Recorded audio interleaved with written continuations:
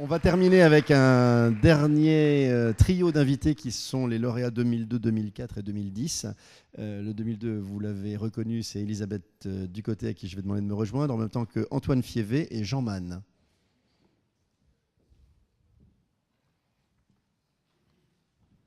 Maintenant, je me retourne pour savoir d'où viennent les invités. Venez, vous pouvez passer par là, je vous en prie. Alors, Elisabeth, on ne vous présente plus, vous êtes déjà intervenue et je pense que vous êtes très présente dans... Venez, je vous en prie, Antoine. Jean Mann, vous êtes en fait le président du directoire de Mann & Fils et Antoine Fievé, vous êtes le président du directoire du groupe Bell. Alors, le dernier thème, on aurait pu évoquer, enfin les thèmes se recoupent un petit peu, on est forcément autour du thème de l'éthique de la croissance, mais si on fait un peu la synthèse des différentes caractéristiques identifiées par Thierry Lombard, il y en a une qui est de savoir faire germer les relais de croissance de demain, en gros de préparer l'avenir. Donc c'est ce sur quoi j'aimerais un petit peu vous interroger. On va commencer par vous, Elisabeth, qui êtes la plus ancienne des lauréates. Comment depuis 10 ans vous continuez à faire germer les leviers de croissance de demain ? Si vous voulez, je crois que ce qu'on essaye chez nous, c'est de faire de l'innovation quelque chose qui n'appartient pas seulement à un service, mais qui appartient à tout le monde. Je crois que l'innovation, il faut qu'elle soit très, très équivalemment répandue à l'intérieur de l'entreprise et que tout le monde se sente une espèce de responsabilité vis-à-vis de l'innovation. Puis alors, je crois beaucoup aussi à la logique des chocs. Je crois qu'on n'innove pas dans un milieu consanguin, sinon on fait de la répétition. Et donc, il faut oser quelque part amener dans l'entreprise des gens de cultures différentes. Et du coup, il va y avoir des différences de potentiel. Du coup, il va y avoir des étincelles. Et c'est ces étincelles-là qui vont être innovation. Donc, je crois vraiment qu'il faut oser. Alors, ça fait un peu de choc, ça fait un peu de tangage. Mais je crois qu'il faut oser amener vraiment des cultures différentes, des regards différents et que... Il faut oser aller au-delà de la tension que ça va créer, parce que alors de là va naître l'innovation, qui est très souvent pluridisciplinaire. C'est drôle que vous disiez qu'il faut ne pas hésiter à être trop consanguin, alors que tout l'objectif finalement des entreprises patrimoniales, c'est de les transmettre et de rester un peu entre soi, si je puis dire. Donc comment on trouve le bon équilibre entre des talents extérieurs qu'on fait rentrer, jusqu'où faut-il les mettre au pouvoir dans l'entreprise, justement pour vous challenger, pour que vous soyez en permanence titillé par autre chose que finalement votre environnement assez confortable? D'abord, il n'y a pas de confort, ça je ne crois pas du tout qu'il y ait de confort. Et deuxièmement, transmettre, ça ne veut pas dire rester entre soi, parce que si on restait entre soi, on mourrait. Et donc, transmettre, oui, mais pour transmettre justement quelque chose qui va être radicalement différent. Et vraiment, moi, je crois, et de plus en plus, dans des cycles de plus en plus rapides, je crois que nous devons apporter des éléments de choc, soit culturels, soit de discipline. Ça, je le crois beaucoup. Vous avez un exemple concret d'un choc que vous avez su créer et qui a débouché sur une rupture qui ne serait pas arrivée sans ce choc? Oui, nous avons par exemple fait entrer le design chez nous, ce qui n'était pas du tout commun dans un métier de la santé, qui était un métier très conventionnel, très traditionnel, dans lequel, comme on souffrait, il fallait être laid. Et comme, je dirais, quand on a mal, il faut punir avec un produit qui fait encore plus mal. Et nous, on a décidé vraiment de sortir de cette logique-là. On s'est dit, si quelqu'un a mal, il faut le regarder avec une tendresse suffisante et lui apporter un produit qui va le rendre, qui va être agréable et qui va, au contraire, l'aider à sortir de quelque chose qui est handicapant. Et donc nous avons amené du design et ça a été très douloureux, et c'est encore tout très douloureux parce que designer-ingénieur, c'est quand même des couples un peu tendus. Et je crois qu'au bout du compte, on a des résultats qui sont beaux. Quand on sort une belle ceinture lombaire, on a vraiment l'impression de faire plaisir à quelqu'un. On peut souffrir en étant beau comme ça. Et on peut souffrir en étant beau, exactement. On n'a pas besoin d'être moche. Alors on va revenir avec Jean Mann sur un autre métier qui sont les parfums. Même question, comment est-ce que vous avez préparé les leviers de croissance du futur tout au long des années? Je crois que ça se situe sur deux niveaux. La réinvention des produits. Alors, on est dans un métier de créativité, donc on réinvente tous les jours et on n'a pas toujours les mêmes envies, surtout du côté du parfum. Côté arôme, c'est plutôt au niveau technologique. Et dans les deux métiers, c'est au niveau géographique. Les relais de croissance, c'est surtout d'abord de l'exportation, ensuite de l'implantation à l'étranger, parce qu'il ne faut pas croire que même si on est un acteur mondial ou un acteur global, on n'a pas de la concurrence locale. Comment ça se passe? Parce qu'en fait, qui est à l'origine des innovations dans votre métier? Est-ce que ce sont les grandes marques qui vous passent des commandes? Est-ce que c'est vous qui êtes à l'origine des innovations et qui venez vers elles en disant il se trouve qu'il y a voilà les tendances qu'on ressent, voilà ce qu'on est en train de créer? Comment ça fonctionne? Alors, qui fait quoi en fait? À quel moment du côté parfumerie, avant il y avait des équipes de créateurs chez les grands couturiers, chez les grandes marques de parfums. Oui. Il y en a encore, mais c'est de plus en plus rare. Donc on opère un petit peu sur appel d'offres. c'est-à-dire que les services marketing définissent ce qu'on appelle un brief, un profil, et il faut rentrer dans ce profil. Et donc c'est un peu un concours. Alors on passe une première étape, on passe une deuxième étape, c'est entrecoupé de tests de marché, de micro-tests. C'est un peu complexe. Il y a de moins en moins de décisions qui se font, des décisions coup de cœur. C'est arrivé, mais je pense que c'est de plus en plus rare. Et comment sent-on les tendances dans un métier comme le vôtre ? Comment est-ce qu'on décèle que c'est plutôt vers ça que vont aller les fragrances de demain ? On ne peut pas prédire les tendances parce qu'il y a d'autres éléments qui sont limitatifs, comme tout l'aspect réglementaire, le 7e amendement à la directive cosmétique, REACH, tout ça, ce sont des réalités qu'on essaye de maîtriser au jour le jour et on est toujours en terrain mouvant du point de vue réglementaire. On a un avantage côté parfumerie, c'est qu'on a inventé pour nous-mêmes dans la profession des règles de formulation. En arôme, c'est beaucoup plus complexe. Chaque pays a sa législation, chaque pays a ses limitations. Et puis, le goût est beaucoup plus local, alors que le parfum peut devenir un petit peu plus international. Oui, parce que j'évoquais les parfums, mais vous faites bien autre chose, en fait. Nous avons 2 métiers de base, les compositions de parfumerie et puis les arômes alimentaires, ce qu'on appelle ce qui va retourner dans l'environnement après qu'on l'ait rincé, sur notre corps, nos habitations, etc.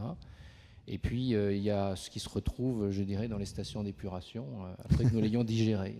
C'est moins poétique, mais ça se mange quand même très bien, ça se goûte et ça type. Alors il y a un truc qu'on mange bien, c'est le fromage, avec Antoine Fievé. Le groupe Bell, en fait, là aussi un groupe français puissant, historique. Est-ce qu'il a eu beaucoup de ruptures et comment est-ce qu'on prépare l'avenir ? Comment est-ce qu'on assure les relais de croissance de demain quand on dirige un groupe comme le vôtre ? Je dirais qu'à l'origine du groupe, il y avait déjà un formidable germe en fait, pour accompagner la croissance qui est toujours importante aujourd'hui. Et une première rupture qui était d'abord le fromage fondu, mais surtout le fromage en portion. Ce fromage fondu, finalement, il a une caractéristique assez particulière, c'est qu'il échappe à la chaîne du froid.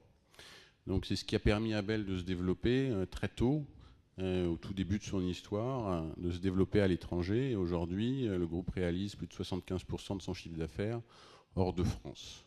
Et je dirais que les croissances qu'on a aujourd'hui et tous ces hameçons qu'on a supposés dans ces pays qui sont parfois des pays un peu baroques, puisqu'on est présent dans des pays comme l'Iran, comme la Syrie, dans toute l'Afrique du Nord, et on vend dans 120 pays.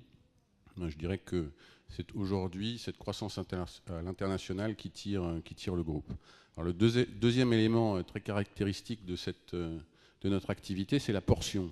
Et la portion, ça c'était une rupture extrêmement importante, parce que la portion, c'est l'accessibilité. L'accessibilité au sens de l'affordability.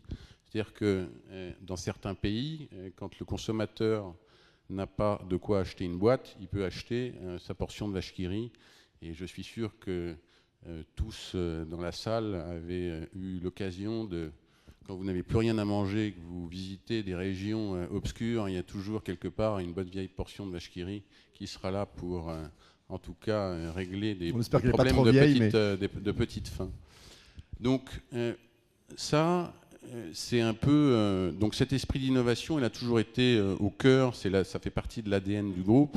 Aujourd'hui, on a une mission qui est d'apporter du sourire à travers le meilleur du lait, et je dirais, au plus grand nombre. Alors, quel est notre défi aujourd'hui ? Aujourd'hui, on touche 400 millions de consommateurs. Alors, 400 millions de consommateurs, c'est déjà pas mal. Ça veut dire qu'on est dans un modèle qui est un modèle qui fonctionne. C'est un modèle sur lequel on a fait un certain nombre de choix, mais qui est un modèle assez simple, uniquement des marques, et uniquement des marques différenciées, avec un seul objectif, je dirais, c'est d'être utile, d'apporter du plaisir, d'apporter quelque chose de bon. Et je dirais que ça, c'est une conviction profonde qui existe dans toute l'entreprise, qui est une mission assez noble, puisqu'on a une grande responsabilité en tant qu'entreprise, qui est celle de nourrir en fait les populations. Alors on le fait évidemment aussi à travers un autre prisme qu'est le prisme des collaborateurs, et on a engagé depuis maintenant de nombreuses années un programme très ambitieux en termes de RSE. Mais ce n'est pas le sujet. Donc 400 millions de consommateurs, quel est notre défi? Je dirais que si on croit à au côté noble, je dirais, de cette responsabilité, le défi, c'est d'aller chercher plus de consommateurs. Ça passe par plus d'occasions, et puis ça passe par, je dirais, de nouveaux relais de croissance. Alors, il y a des choses qu'on sait faire. On a investi dans les bons pays avec des bons relais. Ces pays vont croître mécaniquement. On a la démographie, l'augmentation du pouvoir d'achat. Tout ça va nous amener, je dirais, un certain volant de consommateurs supplémentaires. Et puis, il y a 2 ans, on a, je dirais, essayé de s'attaquer à un autre segment qu'aujourd'hui on n'arrive pas à toucher, qu'on appelle le bottom of the pyramid, donc toutes ces populations qui vivent avec 2 à 4 dollars par jour et qui mettent l'essentiel de leur budget dans l'alimentation. Ça, c'est un projet extrêmement transformant et qui vraiment est en train de transformer l'entreprise. Globalement, c'est parti d'une feuille blanche et d'une idée assez simple qui était de dire finalement cette vache qui rit, c'est une goutte de lait solide. Et je dirais que la rupture, ça a été une direction que j'ai donnée à l'entreprise qui était de dire je veux qu'on puisse toucher ces populations et quelque part, si c'est plus du fromage, c'est pas grave. Alors ça, pour l'entreprise, c'était un choc parce que vous imaginez bien 5 générations de fromagers. Je ne suis pas remonté à l'arrière-grand-père qui était probablement dans sa ferme jurassienne, qui l'était aussi. Et pour le groupe, c'était une rupture énorme, mais qui a ouvert des champs absolument fantastiques. C'est pour ça qu'aujourd'hui, on parle de meilleur du lait. C'est justement ce qui a permis aussi d'ouvrir les perspectives. Alors, le brief était assez simple. Le brief, c'était de dire, voilà, une vache qui rit, c'est pas cher, surtout quand c'est vendu à la portion. Mais il faut quelque chose qui soit accessible par ces populations. Et donc, je veux un produit qui coûte 10 centimes ou 10 cents de dollars pour finalement une quantité qui est égale à 3 fois la vache qui rit. Alors, pour les équipes, je dirais, du développement, du marketing ou de la recherche, c'était un défi fantastique. Défi qu'ils ont pris avec un grand enthousiasme qui est au cœur aussi de la façon dont on fait fonctionner l'entreprise.